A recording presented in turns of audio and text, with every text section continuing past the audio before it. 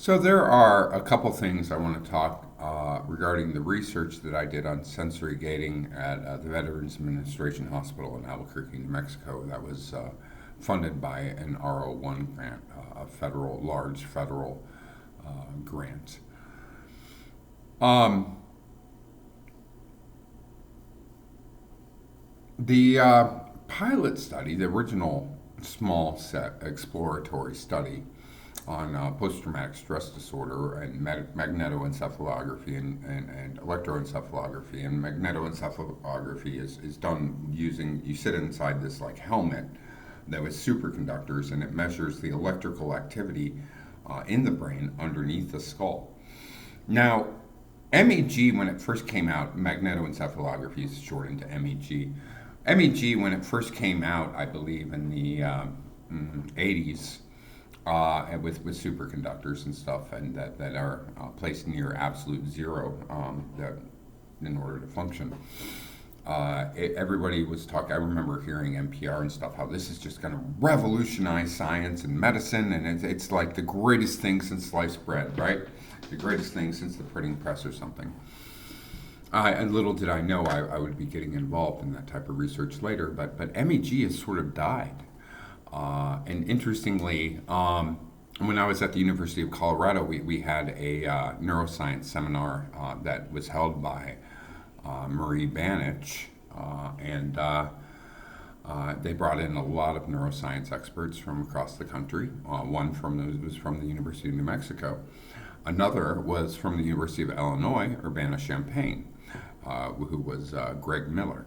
Now, Greg Miller was also one of the primary investigators after Jose Canive. He was second in charge in spearheading this research in sensory gating on schizophrenia in our group in Albuquerque, and he would come about once a year to Albuquerque and have meetings with Canive and us and talk about research and stuff. Very, very sharp guy, but also probably a person who's ruined my life. Anyways, I want to talk about the literature review that I did after I fixed this data that had been sabotaged. And then I presented the data to Dr. Jose Canive and Greg Miller. There was also, what's his name? Chris Edgar was there as well. And he was worked in Greg Miller's lab in Urbana-Champaign, but he went to the University of New Mexico and got his doctorate in clinical psychology, and then worked at the VA prior to me, and then became buddy with Greg Miller and went out to Urbana-Champaign, University of Illinois.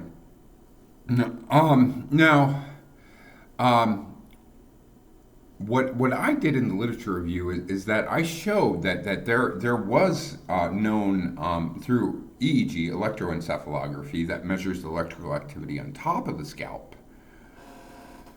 There showed to be some sort of lateralization that I can't remember which hemisphere it was. I think it was on the right hemisphere of all these studies.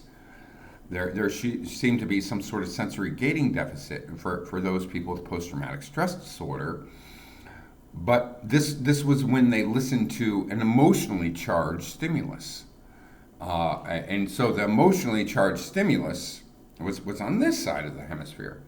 And so with like somebody was a combat veteran or something, that would be like a car backfiring or the sound of a gunshot or something, or an explosion, right? Things like that. Or rape, it would be like a woman screaming or something, right?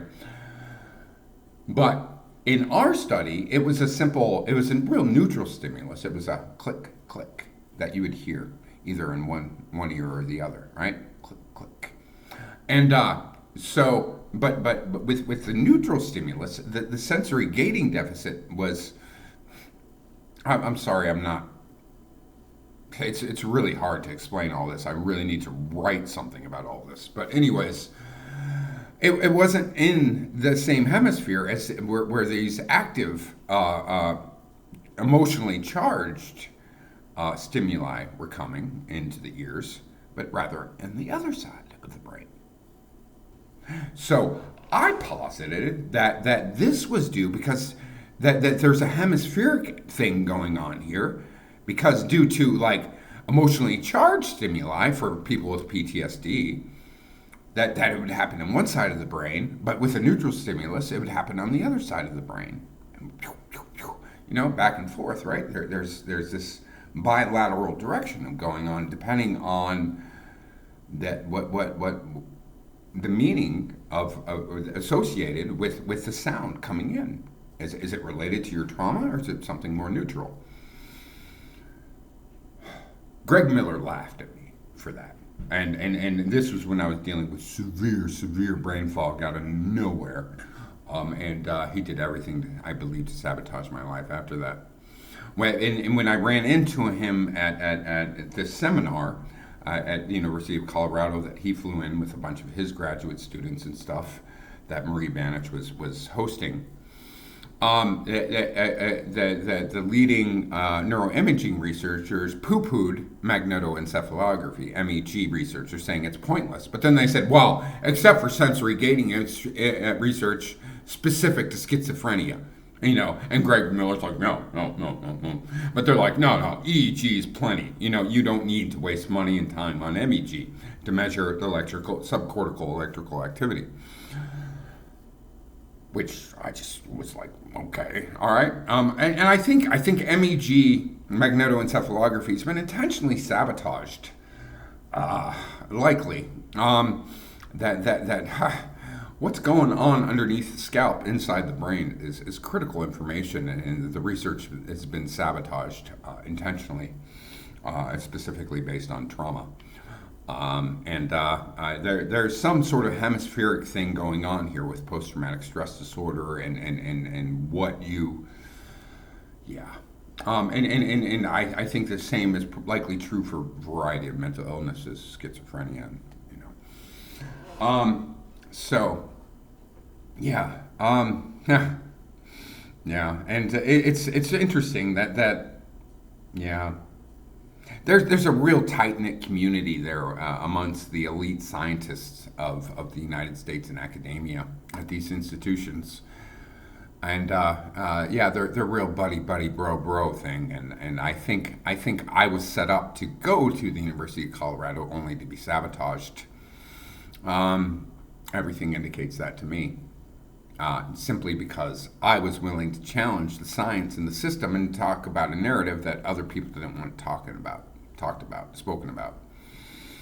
And yeah, anyways, 8 minutes on that. Whew, that's all over the place. I hope that was cogent enough. I really should write out these thoughts so that it's more linear and stuff, but I just want to put this out there in the world while I can.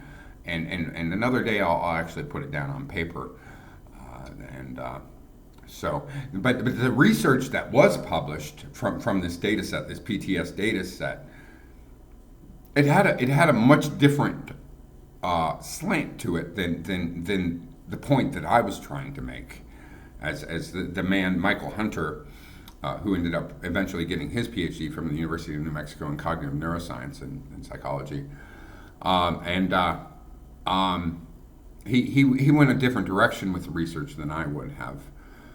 But anyways, yeah, I think that's a big reason why my life has gone to hell. And I think Greg Miller has been a real covert force in sabotaging my life.